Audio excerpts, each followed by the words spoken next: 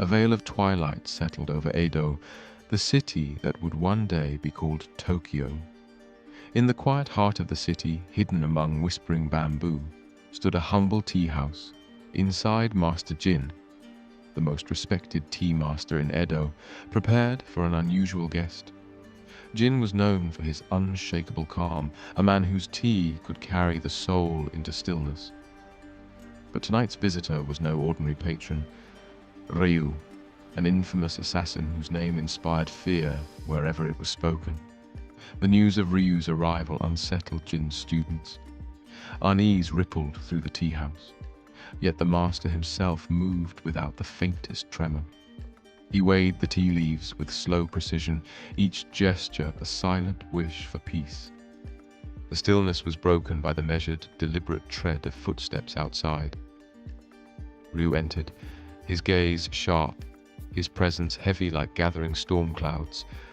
He bowed with a touch of formality, more acknowledgement than deference. Jin motioned to the tatami mat across from him. Ryu sat stiffly, his fingers brushing the concealed hilt of the katana beneath his cloak. Jin did not so much as glance at the weapon. Instead, he poured himself into the quiet ritual of preparing tea, the air filled with the gentle aroma of fresh green leaves, delicate yet grounding, a stark contrast to the tension Ryu carried. When the tea was ready, Jin placed a cup before the assassin. Ryu hesitated, suspicion flickering in his eyes. Would this be a trap? He raised the cup but paused mid-motion. The purpose of tea, Jin said softly, is not only to quench thirst. It is to dwell fully in this moment, to notice the beauty and simplicity. Ryu gave a dry laugh. Beauty? In this world of lies and bloodshed? I live in the moment, master. Every moment could be my last, or my target's. Jin's smile was steady.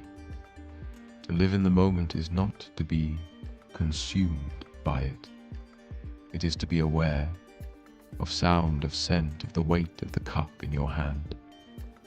Against his instincts, Ryu took a cautious sip.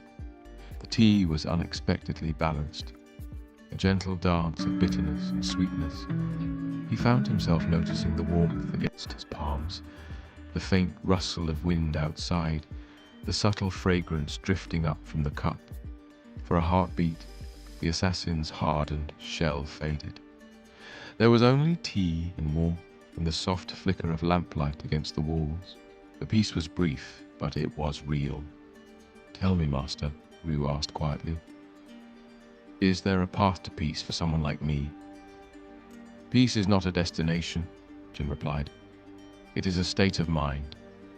It can be found in any moment, regardless of the path you've walked or the one ahead. Ryu considered the words. The assassin within him would not vanish overnight. But the man beneath the mask, the one now holding the tea, felt something unfamiliar, a glimmer of hope. When the cup was empty, Ryu bowed deeply. Thank you, he said, the phrase foreign on his tongue. He rose, a faint new resolve in his step, and left the tea house. Outside, the bamboo grove whispered under the moonlight. For the first time in years, he noticed the song of crickets, the scent of night-blooming jasmine, and the silver light breaking through clouds. And in that awareness, he felt the smallest thread of peace. From the doorway, Master Jin watched him go.